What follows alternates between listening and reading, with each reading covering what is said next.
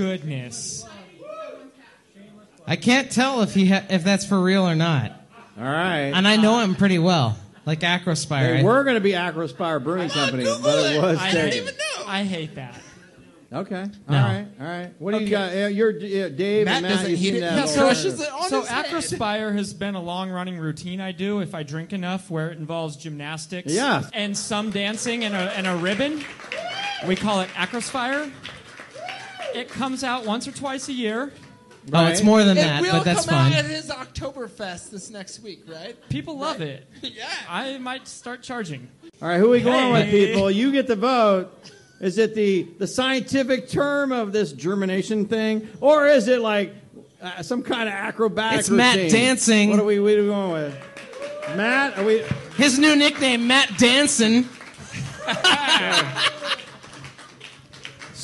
So Matt's getting the point, even though he's totally wrong. The sprout of the grain seed that develops during malting is known as the acrospire. The acrospire grows, the maltster interrupts the process to halt germination, and then they kill dry the grain. Pretty much exactly what Dave Musser said, but you didn't get the point. Sorry. All right, your third beer slang term is firkin. I can't wait to watch Matt Hanson Firkin dance. Boom! Can I just tell a funny story about a firkin? Yes, After you go. you can. Because if I No, go first, That's what this go. segment is all for. So a firkin is like an English cask, right? That you like to tap. And Not going to it's get points for being right. No. It is. So I was so excited because My brain is so I big. got some firkins, and I was telling one of our regulars that I don't know if that I was so excited about these firkins, and he was a little scared because he heard me saying merkins because I don't talk right. You ruined my joke. And a merkin, I didn't know what it was, and I'm just like, I'm a merkin. I love I'm a merkin. merkins, and I was going to town, and I may have lost a regular because a merkin is actually a wig made of pubic hair, and I was saying how I love that, and like I'm so excited that I have one, and oh man, when I tap that, that's gonna. Dude, that totally changes the song. I'm proud to be American. At least I know I'm free. So when we tap, it's gonna be the firkin merkin. Firkin Merkin. Not to be confused with a gherkin, which is just a little tiny Little pickle we put in our sour beers. that we put in our sour beers. Exactly. All right. Beat that, Matt. Beat my story of a merkin firkin. I was going to make a Merkin joke. You beat him to it. All right, you know what? We're just going to call it here, and we're going to give Dave the Oh! This is not like us at all to give someone the right answer. We're just the we're point. just going. If you don't know, cask or real ale is British beer history in one of its purest forms. Common in Britain 100 years ago, the act of placing your product in cask or firkins and allowing it to mature in the vessel the beer will eventually be poured from was almost a lost art. Thanks to the British Beer Preservation Society, the Campaign for Real Ale, or CAMRA, and those awesome American craft brewers who love to keep beer history alive, you can still experience the excitement of firkin tapping at one of your local breweries, which is pretty relieving to me because when my Uncle Dan, who worked in a brewery, used to come home, he used to sing the song, I've been firkin in the brewery. Oh, and I'm like, oh my God, what are we doing? He was just drinking cask ale. Yeah, that's all he was doing, was drinking cask ale. And one Thank God. of our smaller local breweries, microbreweries, is now going to have cask ales available. Oh, in really? their new expanded side. No way. Who's this? I don't know if it rhymes with Whistlepunk. Whistlepunk, yeah. So we just opened a new side, and we actually have 3 like real beer engines that we're pouring, tapping firkins. We'll usually have 2 to 3 on at a time. And so we got 3 beer engines, and we're planning on doing like monthly parties where we'll put all 3 on and kind of do different firkins of different things. And if you don't know, beer engines are the way you used to pump handles to pump. be able to draw the beer up from where it was stored in the cellar in the firkins and come up. And we think of cask ales as a little flatter, but it was real beer. It's how beer used to be. So- and now we have breweries like Whistlepunk bringing that back, which is awesome. Because he has that, I really want to hear his merkin joke. There was no Merkin joke. There I was was no just going to Merkin. describe a Merkin. A Merkin, yeah. Here we go. Your fourth beer slang term is lupulin. Lupulin. I think I know this Lupulin's one. actually a Mug Club member. She comes in here. She's probably here twice a week. Yeah. And Lupulin drinks a ton of beer. Does We she? love her. Lupulin is actually part of the hop. It's the no. But I have something more. Disqualified for correct answer. No, the lupulin is like the pollen that goes out, but it's slang because people start getting a little pollen-y at the brewery and get a little lupulin, and they like are looping around and they have too much to drink. And they pollinate with other people. Hey, come bring that over here. I can't handle when customers start lupinating. Dave's been drinking too much. He's lupulin all over. Not have lupinating at a brewery. Wow. He was lupinating on my lap a second ago. Good, they're lupulating. What a everywhere. lupulin trip. Well, we're going to give the answer to Dave Musser. Oh, my gosh. He gets the point. So, back to reality. That fine yellow powder of goodness found deep inside those gorgeous hop cones is called lupulin. From the Lupulin Brewing Company to the multitudes of beers that include the name, we celebrate those lupulin oils and resins. Some folks aren't happy until they take all the hop cones they can, and I've done this. You roll them in their palms, breathe deep with satisfaction, and you walk away covered in yellow like a bee in a pumpkin blossom. Is that not the best? On to your fifth beer slang term. Your fifth beer slang term is fish killer.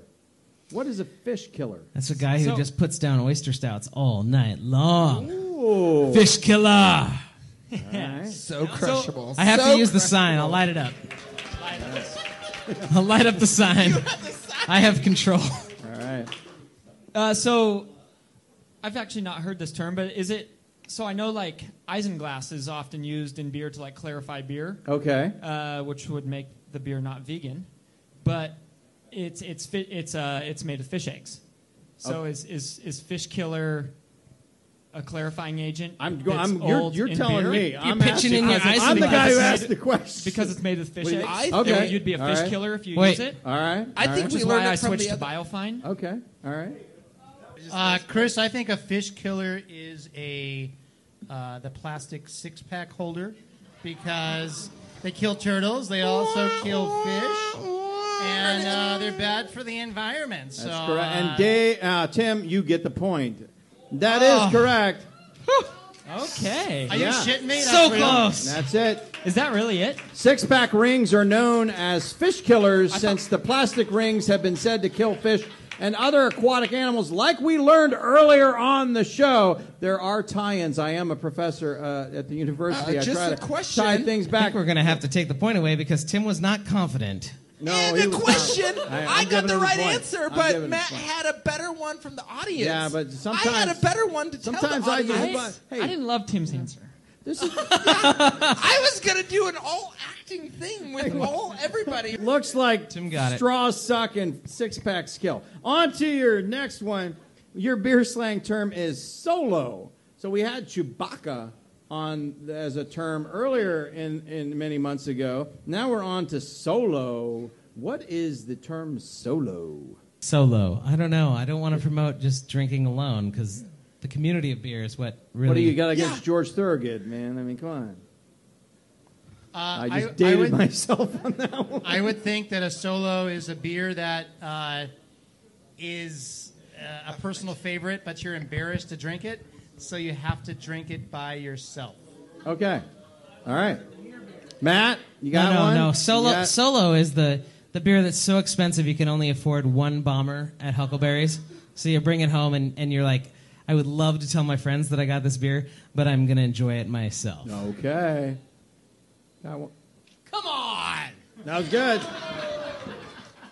Anything? No. No. I think We're it's we're a gonna Red Cup give, reference. We're giving Dave Basaraba the point. Yeah! He's the closest Why do you say that with such like... to the. It's the closest to the answer. Solo Is it the- really? Solo is the act of taking on a 750 milliliter bottle of high ABV beer all by yourself. Oh. It has to do with how much alcohol's in it? Such, yes. I just like... Yeah, it was like a... maybe it was like a beer that I knew Matt really loved, but I found it at Huckleberry's, and I was like, oh, it's the last one? No, it's I'll just a tell Matt high, they were out. High ABV. Yeah, and then you 7 sell it like Exactly, for yeah. more on And trade it on- Craigslist. Yeah. So you On drink beer a trading bomber forums. by yourself, such as everyone was out of town attending concerts or running events. So I had to solo that bottle of Dogfish Head Old School by myself. Had a kid, take it 15%, for the baby. team.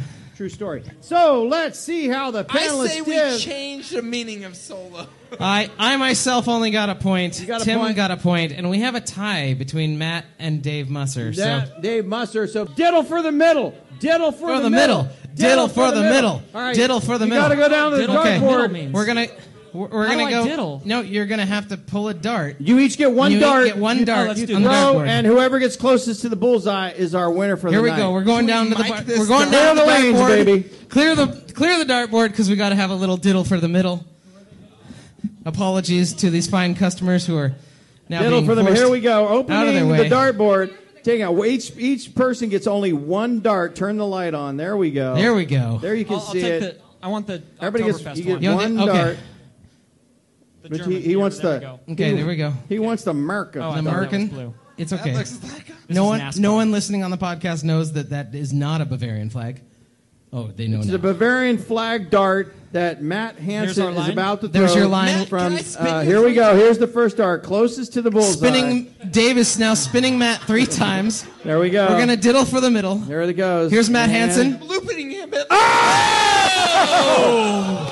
Okay. That is gonna be really hard to beat.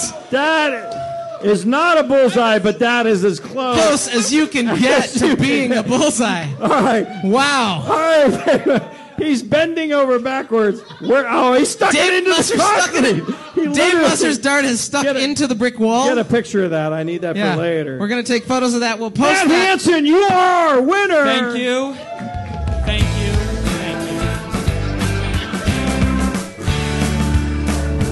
That's the first time we've ever had a diddle off, and that was exciting. Chris, that's not the first time we've had a diddle off. I love a good diddle. It's the first time I had the diddle off in Mountain Lakes. Maybe you've had your diddle off before was here, that not but just I have amazing? not. That was so good. Let's give Matt Hanson a round Matt of Hanson. applause. Thank you. Way to come in here on his first wait, don't tell me, and That's then win right. it, just And like he- Joel and Williamson. He killed it. He killed it. Yeah. And Dave Musser's now 0 for 2. He shall be back. He's still pissed about the pogo stick. Now to end our show, we'll have beer predictions made by our panel of brewers panel. Here is your question. We've spent some time tonight talking about beer and its relation to harvest foods. What will be the next food item that you brew into a beer for your I want to drink that, not eat that beer patrons?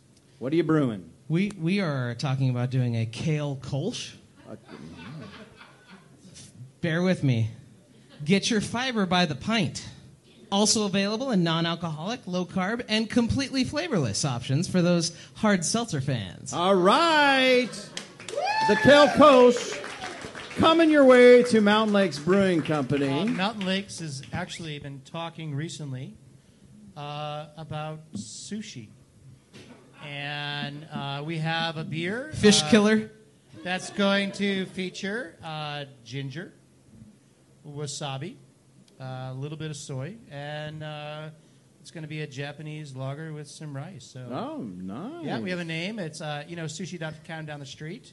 We're going to be sushi.net. Okay. Sushi.net. They should have been sushi.net. It's a Yeah. fish company. That's right. So then there you go. Sushi.net or dot .org if we wanted to be nonprofit. Exactly.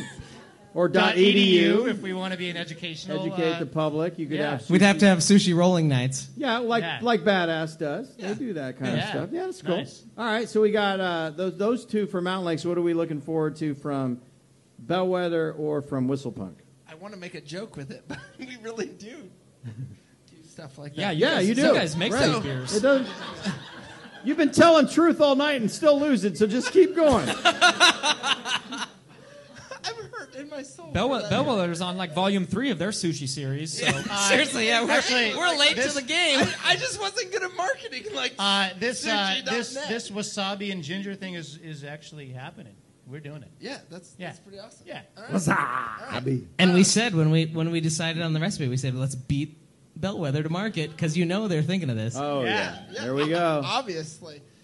We just have a plum ale coming up on November 3rd. We partner with Spokane Edible Tree Project. They picked a bunch of plums and peaches for us. So we have a Gleaner, which is a 12% Flanders brown sour that